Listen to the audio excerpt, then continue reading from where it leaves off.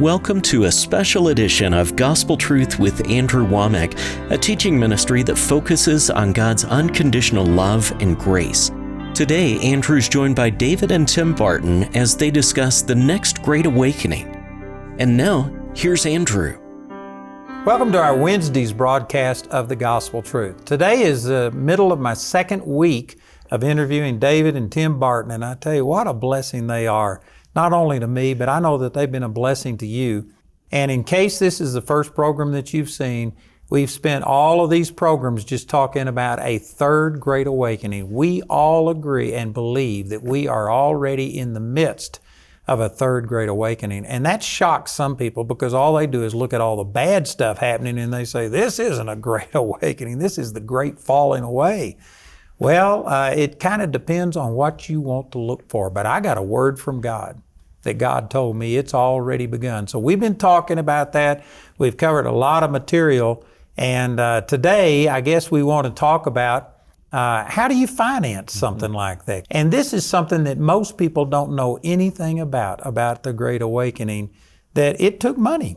To make it happen. So share a little bit. Well, and this, to clarify too, this isn't a sales pitch for people watching, because some people go, oh, you're talking about money again. No. This is much different, because one of the things we talked about with the story of Nehemiah yesterday, where Nehemiah from the Bible was part of the Babylonian captivity. He says, let us go back and rebuild the wall of Jerusalem that we may no longer be a reproach. And one of the things we learn from the story of Nehemiah is that he got as many people as he could, and everybody did what they could, but everybody had different skill sets.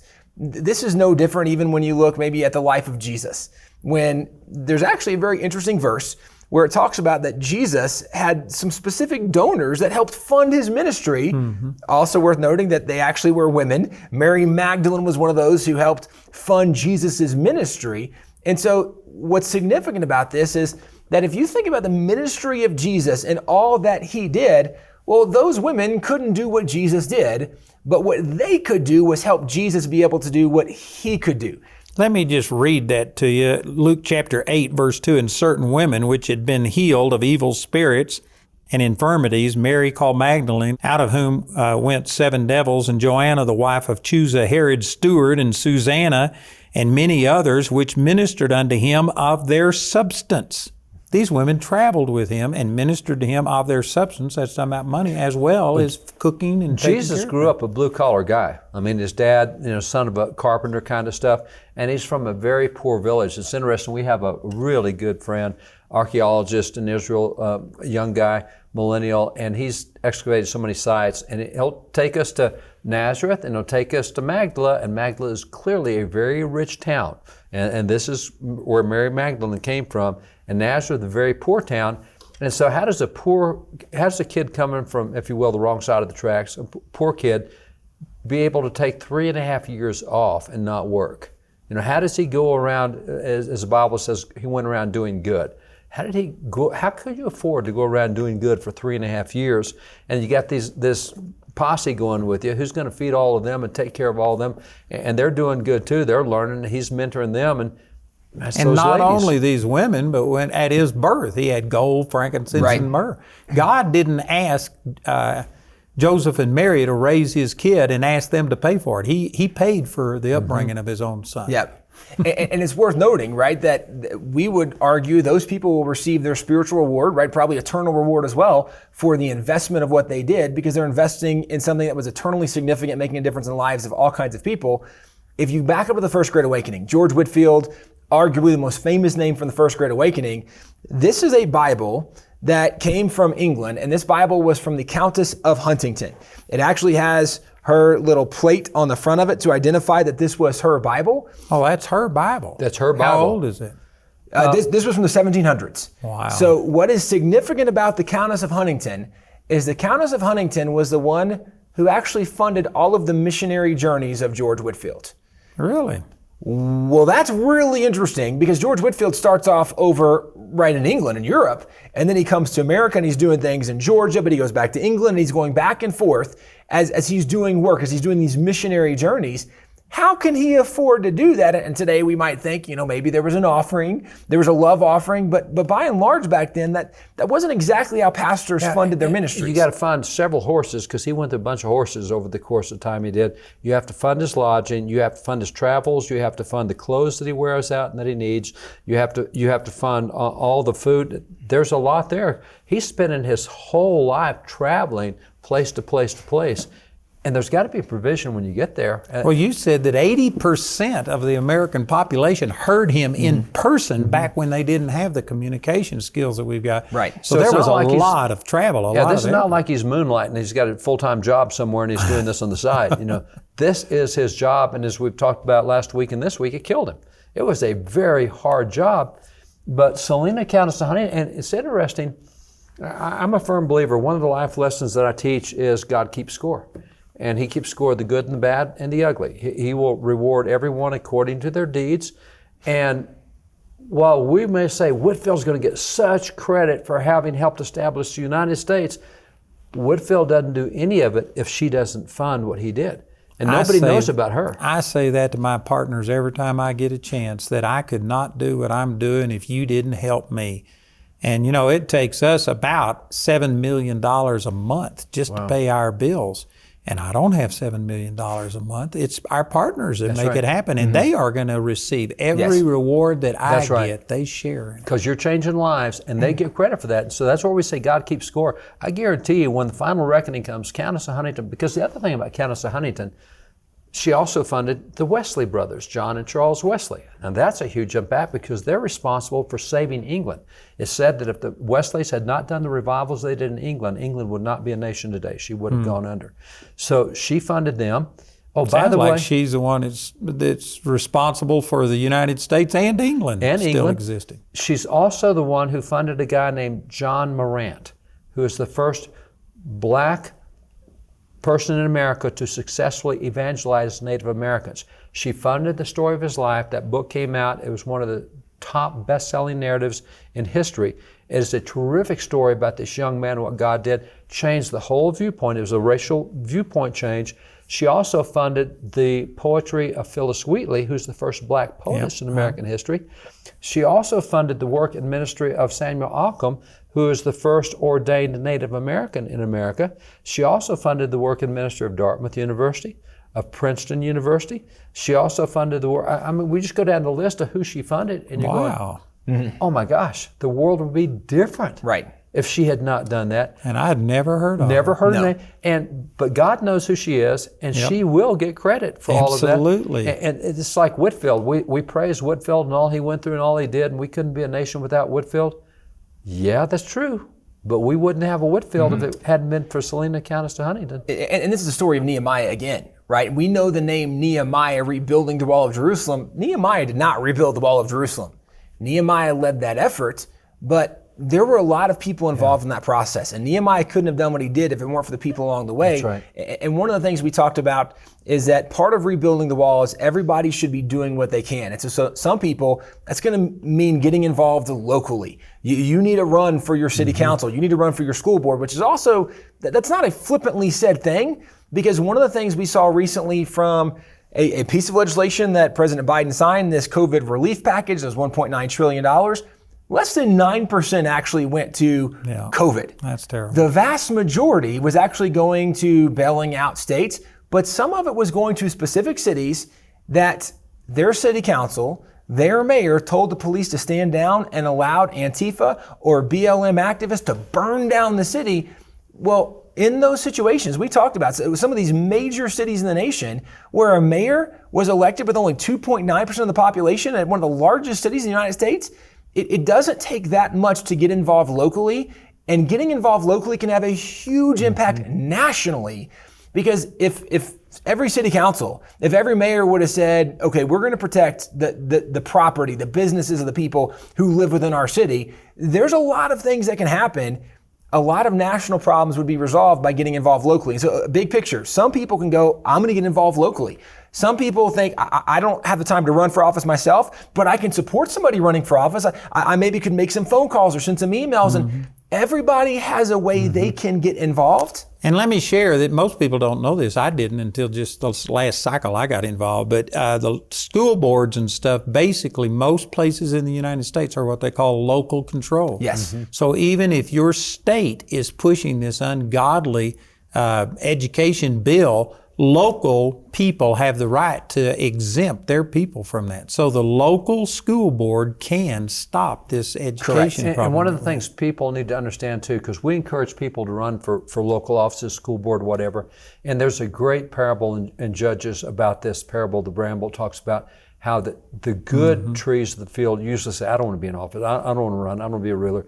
And you end up with the brambles and the thorn bushes ruling. And because we keep saying no, I don't want to be involved in that stuff. That's messy stuff. You're right. And that's why you need to be involved, because if you get messy people involved in messy stuff, it really makes a mess. You get clean people involved in messy stuff, at least you can pull it the right direction. But people say no. And so what happens is, as they start trying to get involved, they think, all right, I'm gonna save my state from having one gender policy, You need to understand that if you get on city council, 99% of what you do is going to be so boring and unglamorous.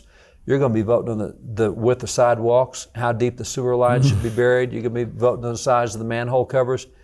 You're there for the 1% of the vote that's going to make a moral difference.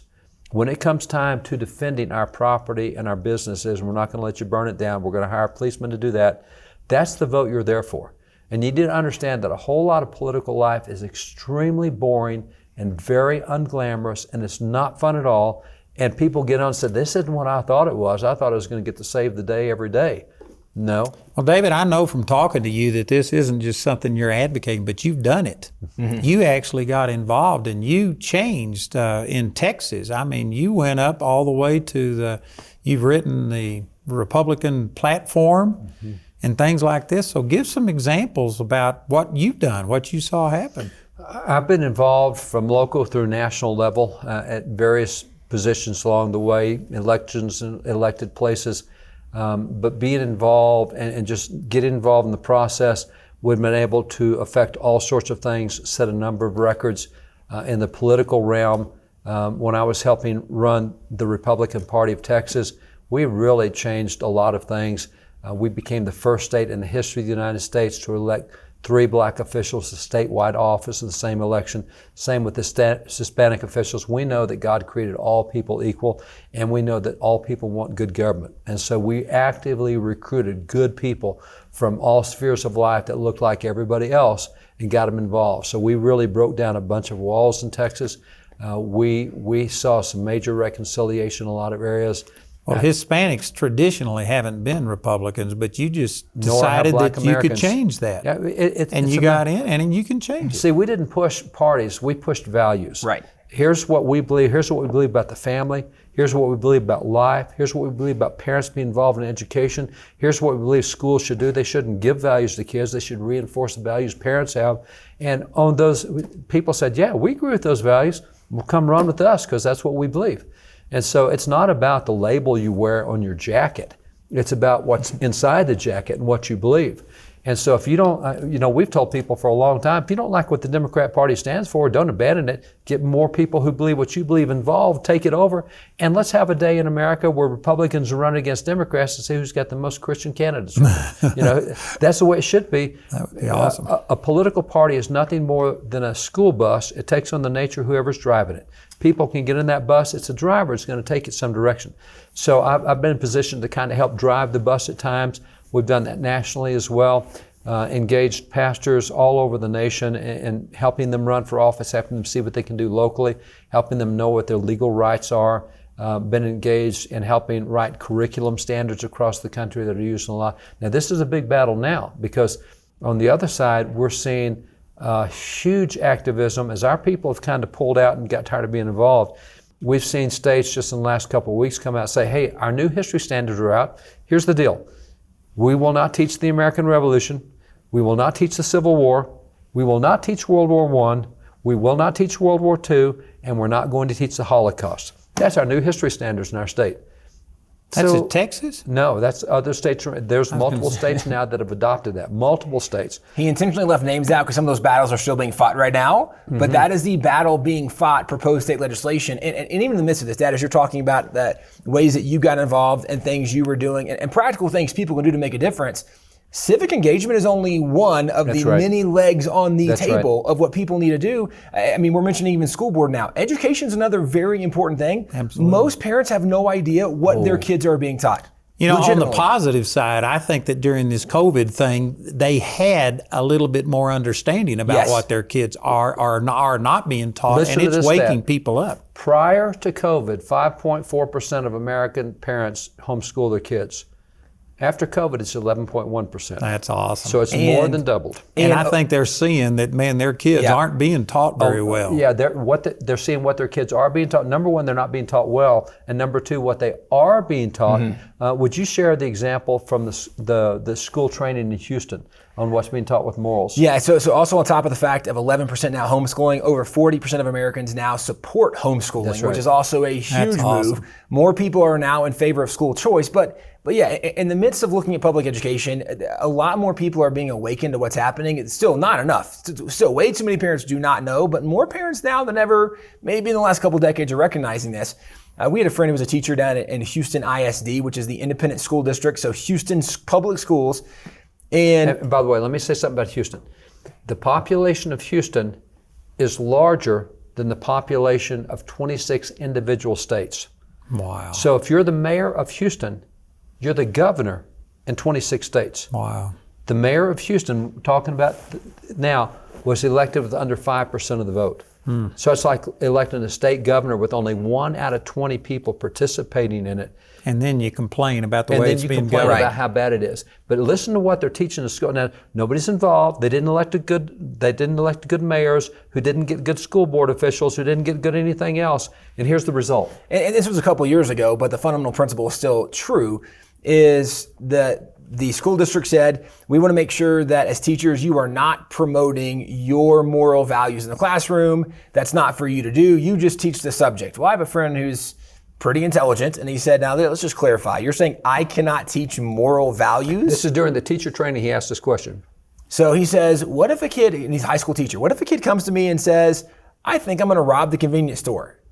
I can't tell the student I think it is morally wrong to rob a convenience store, which, right, that would be giving moral guidance, and you're supposed to do that. The administration, to their credit, at least was intellectually honest, and they said, that is correct. You cannot tell the student that you think it is morally wrong to rob a convenience store. That's dumb. He says, then what should I tell them? They said, well, you should ask the student, what do you think you should do? And whatever the student says, you need to reinforce, well, you need to do whatever you think is right. Oh, that's crazy. This is the book of Judges, that everyone did that which was right in their own eyes.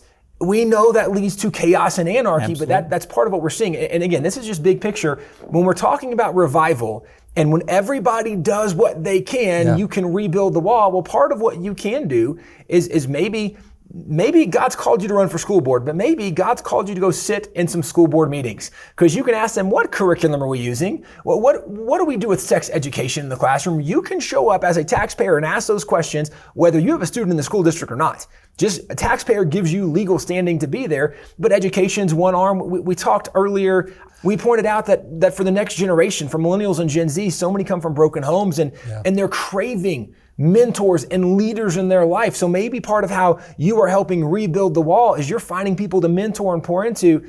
The point is, there are so many easy areas to get involved, but too often as Christians, we have sat back and just prayed and waited for God to do the work, that God has said, I've equipped you and called you to go do work.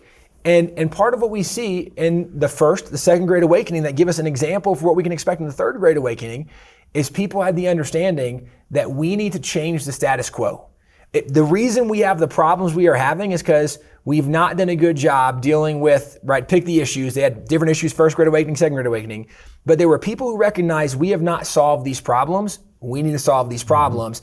And they didn't look to somebody else to solve the problems. They said, we will solve the problems. In fact, even during the American Revolution, this is one of the great examples of when you look at the early major battles, none of the major battles were fought by the National Army. Yeah, if you look at the first 4 battles in the American War for Independence, the Battle of Lexington, then a few hours later, the Battle of Concord, then a few hours after that, the Battle of the Road to Boston, then a few weeks after that is Bunker Hill. So first 4 battles. In those first 4 battles, nobody contacted the national commander-in-chief and said, Mr. Washington, we need help up here. We've got a big battle going on.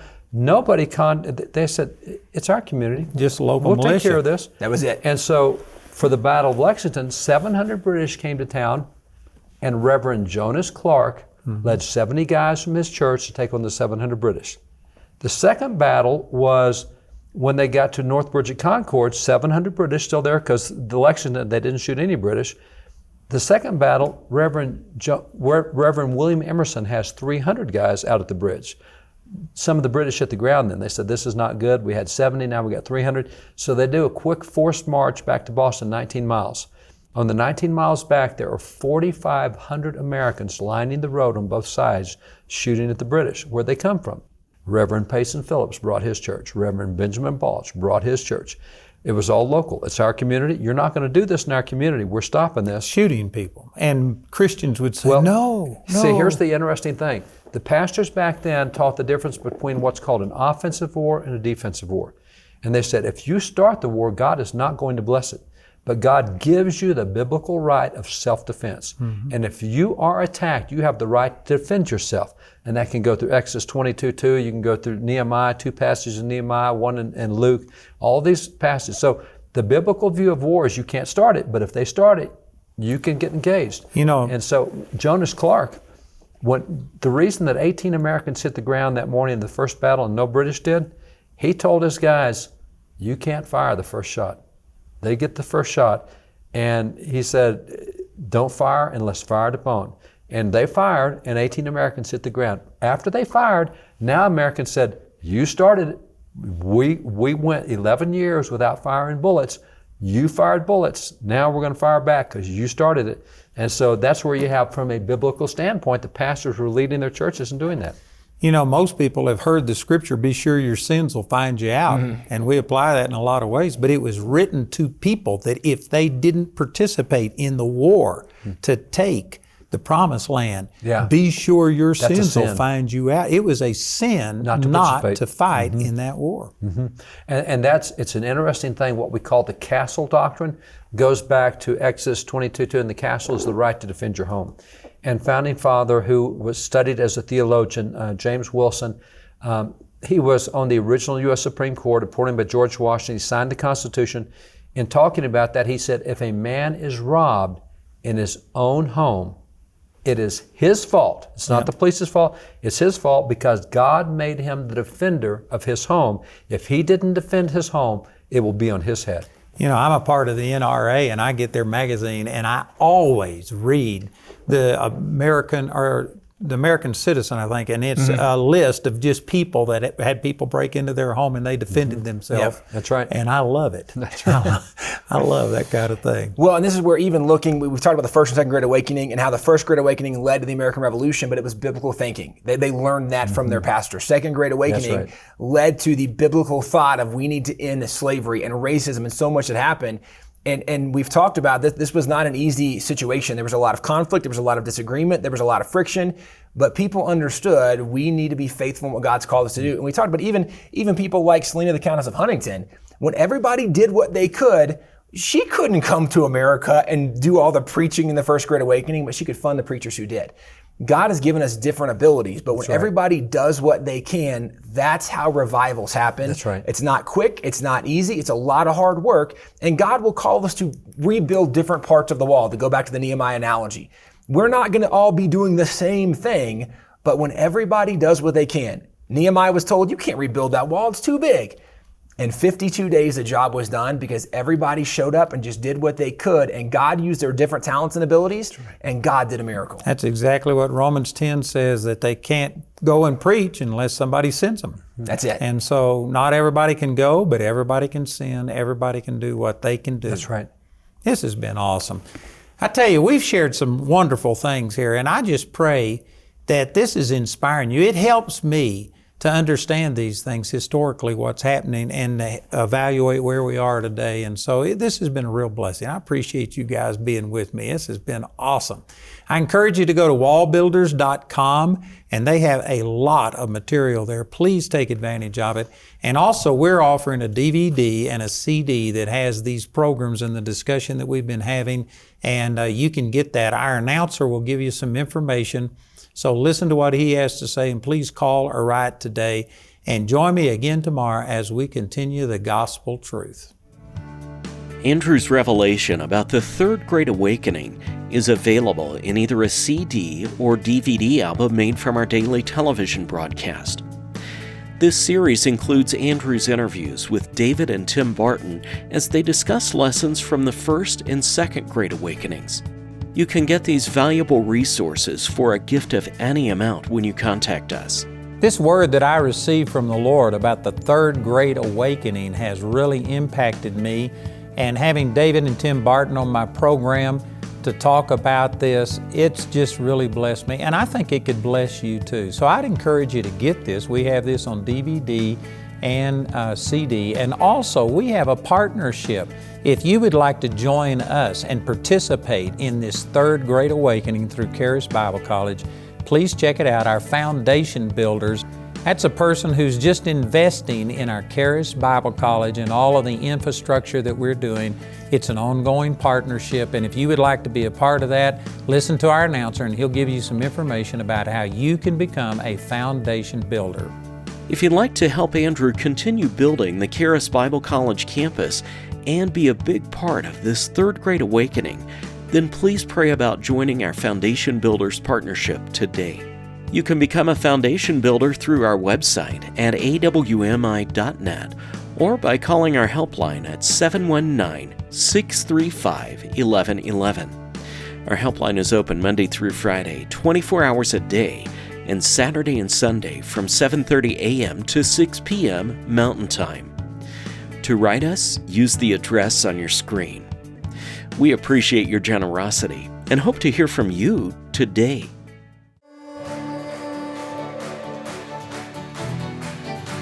Before you were even formed in your mother's womb, God already had determined a purpose for your life, a God-given purpose.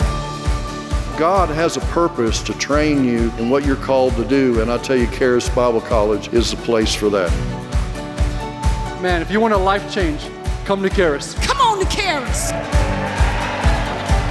You need to take a step of faith and start believing God for something big. God made every one of you for something special. The next 2 to 3 years could be the most powerful time of your life. If you sit under the Word for 4 hours a day, for 5 days a week, for 2 or 3 years, I guarantee you, you are going to have God speak to you and start revealing purpose to you. We all have a purpose and a destiny, and you will find that out when you attend Charis Bible College. Every one of you are created for a purpose. Do you know what that purpose is?